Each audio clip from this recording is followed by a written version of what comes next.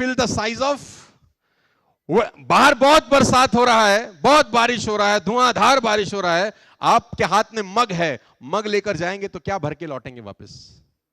Bucket लेके जाएंगे तो क्या भर के लौटेंगे? अगर स्पून लेके जाएंगे तो क्या भर के लौटेंगे?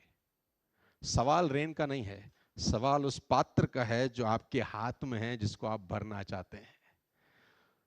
तो ये थॉट प्रोसेस है कि आपको चाहिए क्या इस जिंदगी में। और मेरा ये कहना है कि जिंदगी देती नहीं है, हमेशा लौटाती है। वो उसी अनुपात में रिवर्ट करती है जो आपने उसको कभी ना कभी। Rain will fill the size of vessel you have. Ladies and gentleman, बात समझ में आ रहा है तो बोलो हाँ, are you with me? Belief system से होता क्या है? मुझसे सारे पूछते हैं कि बिलीव हो गया आपको, हमको विश्वास हो गया कि विल रूल द वर्ल्ड, हमको विश्वास हो गया बिकम एन आईएएस ऑफिसर और अ डॉक्टर और अ इंजीनियर और अ चार्टर्ड अकाउंटेंट और to build a company of 1000 crore 2000 crore rupees.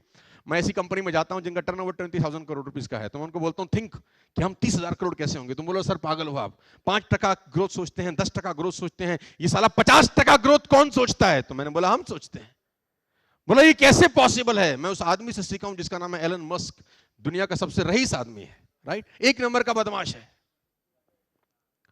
उस आदमी का एक बड़ा जबरदस्त फिलॉसफी है। देखो, खराब लोगों से भी अच्छी चीजें सीखी जा सकती हैं, although he is a very big successful human being, Tesla, you know.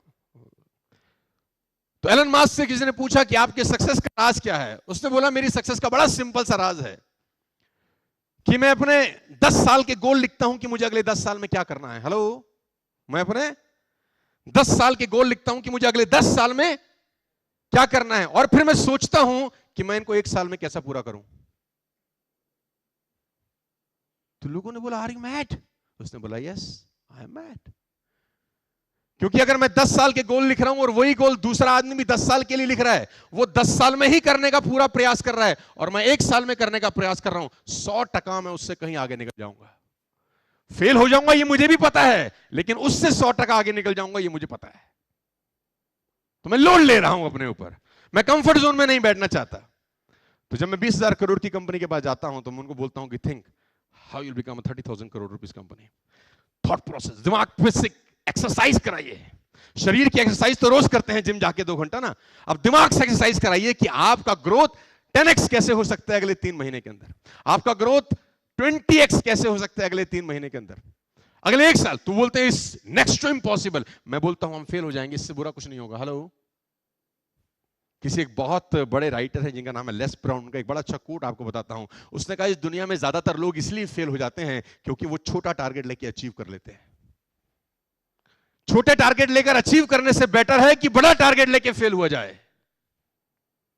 It's very important कि आप बड़ा टारगेट लें और फेल हो जाएं, बनस्पत इसके कि छोटा टारगेट लेके पास हो जाएं। आपने 10,000 करोड़ की कंपनी के बारे में सोचा और 50% भी पास हो गए तो 5,000 करोड़ होता है। आपने 100 ही करोड़ के बारे में सोचा और 100% भी पास हो गए तो 100 करोड़ ही होता। Hello, it's all about, come on, hello, thought process. Ladies and gentleman, rain will fill the size of vessel you have. तो सब मुझसे पूछते हैं कि बिलीव सिस्टम से होता क्या है? बिलीव सिस्टम की एक औलाद है।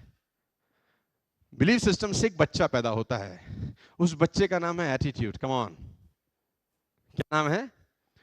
जब आपको बिलीव होता है ना कि yes I will do it, मैं ये कर जाऊंगा, साला आपका एटीट्यूड चेंज हो जाता है, आपका बॉडी लैंग्वेज बदल जाता है, आपकी टोन चेंज हो जाती है, इवन आपका हैंड शेक करने का पैटर्न चेंज हो जाता है। आप मिलिए लोगों से, इर्द गिर्द में लोगों से मिलिए जो डिमोटिवेटेड हैं, जो ढीले ढाले हैं, जिंदगी में कुछ टारगेट गोल सेटिंग नहीं है, आप उनसे हाथ मिलाइए। वो हाथ मिलाएंगे नहीं, वो हाथ दे देंगे, आप ही मिला लो। बोले उनसे नाम पूछिए, क्या नाम है? सुमित। अरे बाप ने इतनी मोहब्बत से रखा है भाई, कॉन्फिडेंस नहीं। गाइस, बिलीव सिस्टम का एक औलाद है जिसको बोलते हैं एटीट्यूड। जैसे आपका बिलीव, हमारा बिलीव सिस्टम सेट हुआ 99 2000 के अंदर कि यस यार, हमारे पड़ोस में एक अंकल थे, वो चलाते थे मर्सिडीज बेंज। तो अपने को ये लगता था कि जब ये अंकल जी मर्सिडीज चला सकते हैं तो हम भी कम ऑन चला सकते हैं। तो मेरे पापा ने बोला ये बहुत बड़े इंडस्ट्रियलिस्ट